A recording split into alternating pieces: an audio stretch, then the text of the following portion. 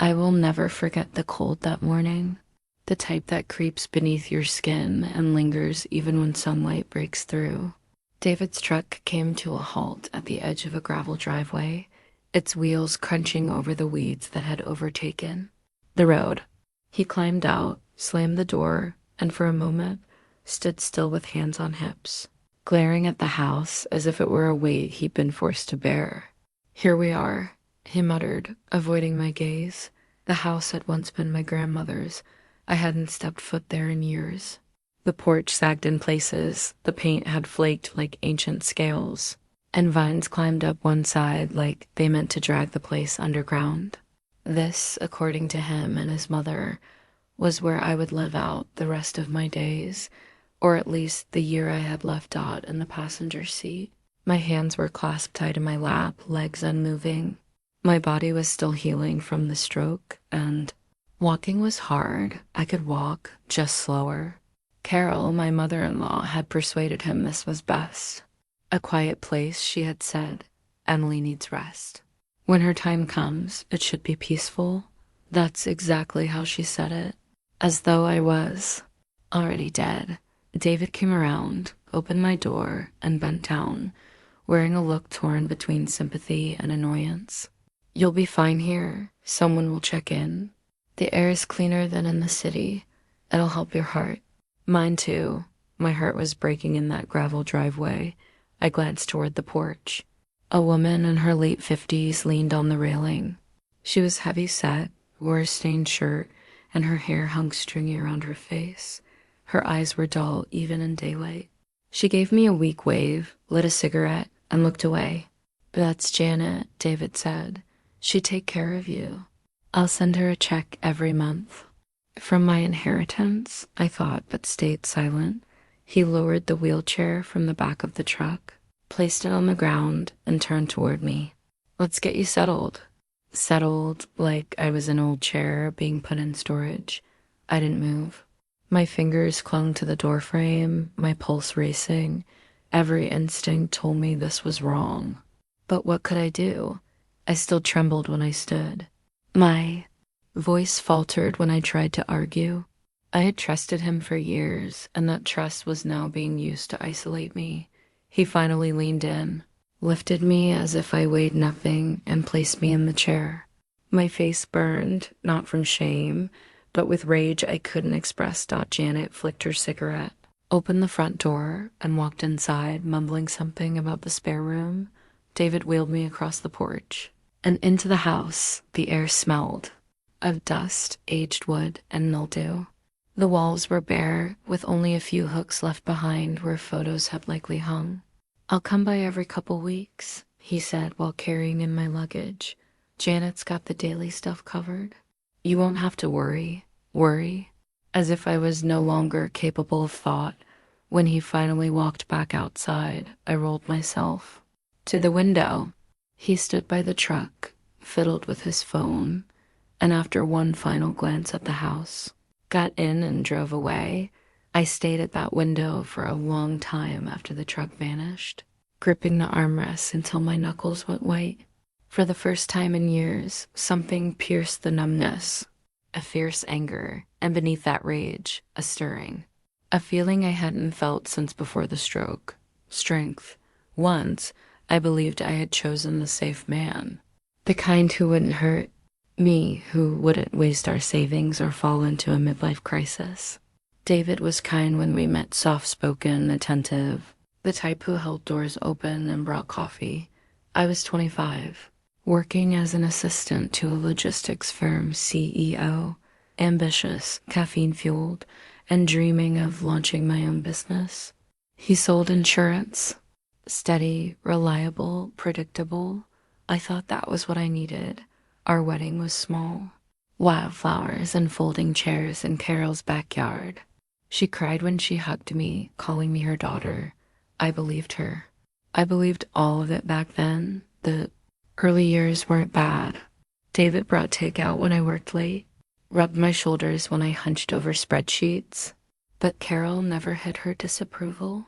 She frowned when I discussed work, saying, "You don't want to exhaust yourself before kids." She liked tradition dinner at 6 Sunday lunches, her son always within reach. When I landed a big contract and talked about a promotion, Carol's smile stiffened. That night, David said, "Maybe slow down. Mom worries." I laughed, but it hurt. Years went by. My dreams faded. His life stayed the same until the letter came. It was from Germany. A white envelope, my name handwritten. Inside, news that my grandmother had died, leaving me part of her estate. A large amount of money and a small house I'd never seen. I sat at the kitchen table, hand shaking. "What's wrong?" David asked, teas dropping in the bowl. "I inherited something," I whispered. He read the letter. His eyes gleamed. He hugged me tight. For a moment, I thought, this will change things. We'll finally start that life we dreamed about. Carol brought champagne, called me her lucky girl. Soon, their attitudes changed. Carol stopped criticizing my work. David came home early, lit candles, made dinner. I wanted to believe it was love. But deep down, something felt off. The first time I saw him with her, I was shopping for a gift, a new tie. Across the street, I spotted him laughing with a woman, young, auburn hair. When she kissed him, I froze. My heart didn't break then, just cracked. I didn't confront him. Not yet. Instead, I hired a private investigator. A week later, I sat in a dim office as he laid photos on the desk. David and the woman Lily, eating together, holding hands, entering a hotel. The report included transcripts. One line stays with me. "Once Emily's money clears, I can open my business. We'll be set, Lily. She won't need it long." Not with her health. He was planning my exit. That night, I called Tatiana, my college roommate. I told her everything, the fare, the inheritance, Carol's icy stares. She listened, then said, "Think about what's next. You can't stay with someone who's already erasing you." I wanted to scream, to smash something. Instead, I stared at the photos. A month later, I had the stroke. At work, my vision blurred. My left side went numb. I woke up in the hospital, with David holding my hand and Carol nearby. "You'll be okay," David said. "We'll take care of you. Take care of me." I replayed those words for weeks. At first, I believed him. But as time passed, I noticed things. He stayed late at work. Carol took over my medications. They whispered, saying home care and quiet place. Then one morning, David said he had an idea. A fresh start at my grandmother's old house. A place to heal. But that wasn't what he meant. He was preparing me to vanish. I didn't cry on the drive there. I was empty. But as he unloaded my bags, I made a vow. "You may have given up on me, David, but I am not done." When his truck disappeared, silence wrapped around everything. Even the wind stopped. I sat in the wheelchair, watching the screen door Janet had left swinging, its rusted hinges groaning. The house felt colder than I had remembered from those long ago childhood summers. An empty shell where dust floated lazily in the angled sunlight streaming through weathered windows. A musty smell lingered in the air, tinged with a faint sourness, like a forgotten fridge left unplugged for too long. This was the place they imagined I would quietly disappear, where I was meant to use up whatever strength I had left while waiting for an ending. I never agreed to. Janet emerged slowly from one of the rear rooms, rubbing the side of her neck. "Bedroom's ready," she announced with no emotion. "Sheets are clean enough. Bathroom's at the end of the hall. Don't expect me here every day. I'll swing by when I'm able." Her gaze drifted right past me, already detached, already disinterested. I wanted to yell at her, to scream that I wasn't dying, that I wasn't fragile, that I didn't ask for any of this. But the words caught in my throat, thick with rage and something even heavier. Betrayal that clung to my chest like a weight. She threw on her coat and walked out, mumbling something about picking up groceries later. The screen door slammed shut behind her, leaving me stranded in a house I hadn't chosen. I sat frozen, unmoving for what felt like hours. staring at my trembling hands clenched around the chair's armrests, not from frailty this time, but from raw fury. A quiet, bitter laugh escaped me dry, sharp because suddenly the whole thing seemed ridiculous. My husband, my mother-in-law, this so-called caregiver, none of them really looked at me anymore. All they saw was a burden, a liability, a problem they hoped would go away. That was the instant I knew I wouldn't be their problem any longer. I pushed myself upright, slow and careful, but I rose. My legs shook, stiff from weeks of disuse, yet they held firm. I took a faltering step, then another, until I stood at the center of the living room, breathing fast, heart pounding. The truth was, I'd been recovering in secret. The therapy had helped. The weakness had faded. I could walk just a little, but I never told David or Carol why. Because I needed to see who they really were when they thought I couldn't push back. And they showed me. They walked away. I laughed again, louder this time. It startled me. It sounded like someone else ferocious. Unafraid, I snatched my phone and dialed the one person I still trusted. Tatiana. My voice cracked. But underneath the wobble was something fierce resolve. On the other end, she gasped, "Emily, where are you? I've been calling nonstop.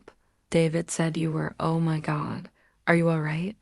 "I'm okay," I said, though the words felt tight and false. "He left me at Grandma's place. Said it'd be good for my heart." Tatiana cursed softly, then let out a sharp breath. "I'm coming tonight. Don't you dare move a thing until I get there. You hear me?" When the call ended, I glanced around at the cracked wallpaper and warped blinds. And for the first time in weeks, I didn't feel powerless. I felt electric. The hours that followed, I walked the house from end to end. The kitchen was nearly empty, just dented pots and dusty cans. The bedroom mattress sagged, but the walls stood strong. The porch leaned, but didn't fall. It was all salvageable. By the time car headlights cut across the living room wall, I already had a mental list of what needed fixing. Tatiana stormed in, still in her office clothes, eyes full of fire and panic. "They left you here?" She snapped. "With Janet?" "Oh yeah," I replied dryly. "A real sweetheart." She didn't even crack a smile. She looked me up and down, her gaze landing on my legs. "You're standing." "I am," I said simply. We stood in silence. Then she gave a small, fierce smile. "So, what's the plan?" "The plan," I echoed. I hadn't thought beyond surviving the day. But now I saw the spark of something more. I'm not going back. Not to him, not to her. This house is mine now, Tatiana. My life too. And I'm rebuilding both. She nodded, slow and certain, pulling a folded toolkit from her bag. "Then let's start with the locks. If David ever shows up again, he knocks." We worked late into the night cleaning, scrubbing, and swearing under our breath about David and Carol. We fixed the door latch, found faded curtains in the back closet, even managed to power up half the lights. When we finally collapsed onto the old couch, tired and dirty, Tatiana passed me a bottle of water and said, "Emily, this isn't just about the house, you know." I nodded, gripping the plastic so tight my fingers hurt. "I know. It's about taking back everything they tried to steal." Outside, the breeze turned warm, scented with wild grass. I closed my eyes and took a deep breath, full and slow. For the first time in months, I felt like I could truly breathe. That night, I slept on that lumpy mattress like it was a bed of clouds, because it was mine. My choice, my space, my rebirth, and tomorrow I would begin again. It had become about belonging again, about something larger than my own hurt or history. The nightmares involving David and Carol still visited, jolting me awake in darkness with a racing heart. But I had something to hold on to now. I had people who recognized me as Emily, not as a weight or a disappearing silhouette. My work made me sweat for my own sake, not to chase someone else's ambitions. Softly, without fanfare, something new began to blossom. I found myself anticipating Luke's. Visits, the way he lounged in the doorway with that effortless grin. How his laugh echoed deep from his chest when I cracked a joke. He didn't prod or pry. He simply arrived with the constancy of dawn. For the first time since the stroke, my mind wasn't consumed by what I'd lost. It turned toward what I might build, what I intended to create. By the end of summer, the house no longer resembled a tomb. It felt truly mine. Fresh paint colored the walls, the roof no longer leaked, and the musty air had been replaced by the aroma of cedar and the subtle sweetness of bread I'd learned to bake. Blisters formed on my palms, and I discovered muscles I'd never known. Each ache was a testament to more than just fixing a structure. It marked the rebuilding of my life. It was Luke who sowed the idea that transformed everything. One evening, after we'd installed a rainwater barrel, he leaned casually against the porch railing and asked, "Ever thought about doing more with this land? It's good soil. Could be more than just your home." I blinked. "More like what?" He shrugged. "You've already got a garden. Folks are buying up your tomatoes. Why not expand? Go organic. Build a farm stand. People love buying local." Initially, I laughed. I was just a woman abandoned, relearning how to stand on her own. But that night, I couldn't shake the thought. I had money from the inheritance, the very thing David had desperately tried to control. What if I used it for me? The following morning, I called a local carpenter about raised beds, a feed store for compost and soil, and the county office for small farm permits. Within a week, my modest patch had become orderly rows of crops and a greenhouse Luke helped build with salvaged wood and plastic sheeting. It was laborious but fulfilling. I hadn't felt purpose like that in years. Each morning, I woke up, stretched aching limbs, and stepped outside to care for the plants, transforming barren soil into thriving greenery. My hands were rich with the scent of dirt, my clothes drenched in sunshine and sweat, and I relished every bit of it. When the first harvest arrived, plump peppers, juicy tomatoes, crisp lettuce, fragrant herbs, I loaded Luke's truck and drove to the farmer's market. I figured I might break even, but by midday, every item had sold. Shoppers asked if I'd return next week. A local chef handed me his business card, eager to order regularly. Driving home, wind tangling my hair, I caught myself grinning so hard my cheeks ached. Luke was already waiting. "Sold out?" he asked, already knowing. "All of it," I replied, holding up the empty crates. "That's how it begins," he said, leaning against the truck bed. "Before you know it, you're running the show." I chuckled, but something shifted within. I'd longed to find myself as someone's wife, someone's mistake. Now I was Emily Whitaker, a woman building her own path. Luke and I changed too, not suddenly. No cinematic kiss under fireworks, just small, steady moments. Fixing irrigation, Lyons baking peach cobbler he swore was the best he'd ever had, and laughing until our ribs ached. One evening, after finishing a trellis, he lingered. We sat on the porch, crickets serenading us. "Think about what's next?" he asked gently. "Next?" I echoed. He nodded. "You've been through hell, Emily, but you're not that woman anymore. What comes after this?" I paused, then smiled.